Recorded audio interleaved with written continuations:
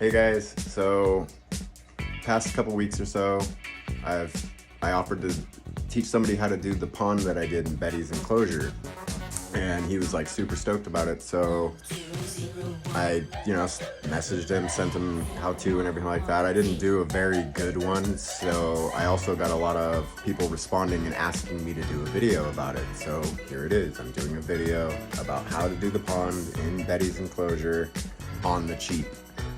I did this whole thing probably about 20 minutes, 30 minutes, minus the trying to find the tools to drill the holes and everything, because I didn't have them. So I had to make something work. Hopefully you guys will have the tools. I'm not about to go spend 20 bucks on a drill bit just to drill a small hole in a bucket. So I made it work, but hopefully you guys will have the actual correct tools or want to go spend money. So let's get into it. Now, this is gonna be the end result. It may not look exactly the same. It's up to you guys. However you guys want to decorate it, however you guys want to do it, it's up to you. As long as the actual equipment part are in, it'll work. So here's the actual pond in working order in Betty's enclosure.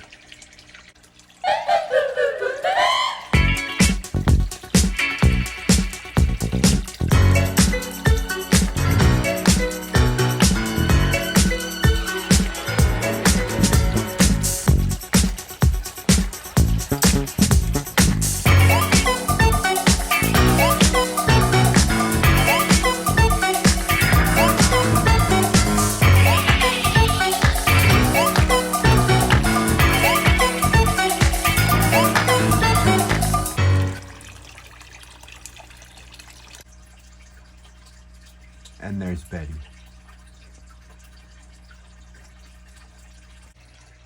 First things first, you're going to want to have a 5-gallon bucket. I work pest control, so I have these things just laying around all over the place from the rodenticide bait that I use. Yes, I wash them out. I wash them out a couple times. I wash them with soap and water. I make sure that there are no pesticides inside these buckets. I let them sit out in the sun for about a week. UV will destroy pesticides too. So rest assured, they're very clean before I use them for anything that involves my reptiles. And surprisingly, I didn't have any spare 5-gallon buckets laying around. So I used this one from, this is from my Herman's tortoise pond that I have in my front yard. I needed to do some repairs on it anyway. And I'm probably moving his whole enclosure out of my front yard. So yeah, 5-gallon bucket. And then you want to go about where the little, see the lip? Where the, all buckets aren't going to be the same either. So I went below this little lip where the lid goes on. You just want to go about 3.5 to 4 inches down. You could even go 2.5. You just want a little rim around above this pipe. This is going to be where the water comes out and into the pond. That's the only hole you're going to drill in the bucket, except for the lid, if you want a lid. So that's the only hole you're going to drill.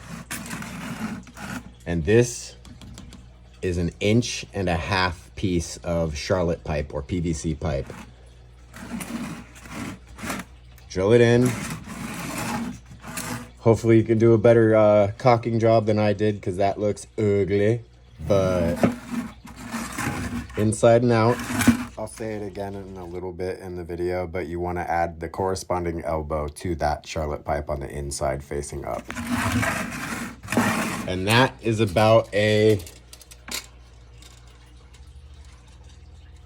7-inch long piece of Charlotte pipe I used. So then there's your bucket filter right there. That's pretty much it. You're done. Just put it in. Water will find its way in there. Maybe through humidity and stuff. You want to keep the humidity. No, I'm just kidding. So then you're going to want to take about 16 to 20 inches, like anywhere between 16 and 20 inches. You don't want it less than 16 inches because you want it to come up above the lip of the bucket. So you also want the corresponding elbow, because that's going to go like that. And you want it to go in the middle right here, just like that. And then the tube from your pump is going to go into here, as far down as you can get it in there. And then what I did was at that very bottom layer right there, about an inch up from the bottom, 1.5 inches, you want to put lava rock. And then perlite. And then a layer of, what is it called? Polyfill. Polyfill or quilt batting will work. So you put that, it's just like fabric stuff you can buy for stuffing dolls or making quilts. You can get it at Hobby Lobby, Michael's, any craft store. It's very cheap. And it's just basically a fabric filter that goes in down here. And then over top of that, go to your local grocery store and get some of the lump wood, like the actual wood charcoal, not actual charcoal. You don't want the charcoal briquettes. You want the wood charcoal, like mesquite or just the hardwood charcoal that is actually just burnt wood turned into charcoal. And then you crush a bunch of that up, put it on top of the quilt batting, put another layer of lava rock, put another layer of perlite, put another layer of charcoal.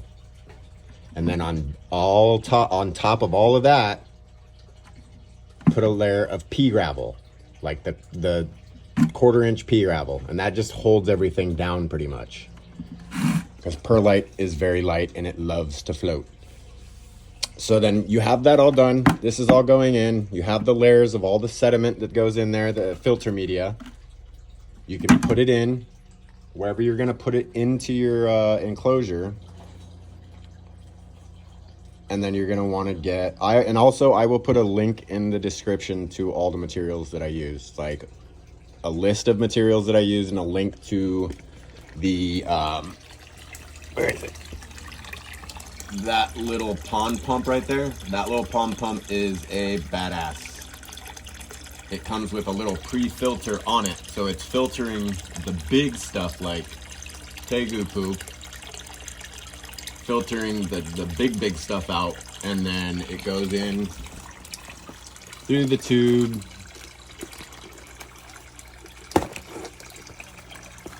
in through, and then out.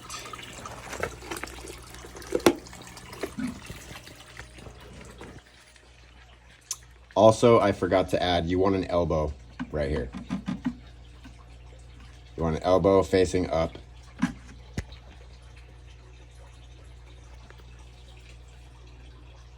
So yeah, there's pretty, that was my rabbit. He's mad at me. So yeah, that's pretty much the assembly. So now that we have it all assembled, stick it in your enclosure, run it, make sure it works. There's gonna be some flububs here and there until you get it like super dialed in. I know when I first installed the pump into Betty's enclosure, it had an issue with like overflowing a lot through that middle downpipe. If that happens, I just ended up taking that whole middle downpipe out and just putting the tube from the pump into the middle, and it worked. So you technically don't need to do that middle inch long PVC pipe, but I would suggest trying it first, and then if it does that overflow thing through the top of the pipe, then just take it out.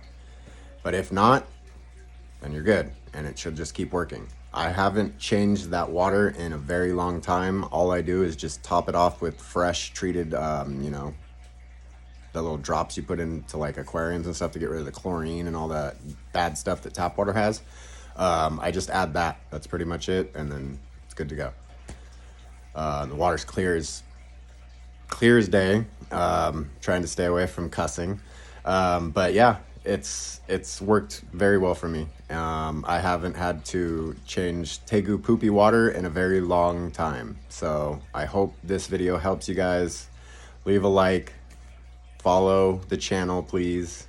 Trying desperately to get up there in the names. So everything helps. Have a good one. Thanks. Bye.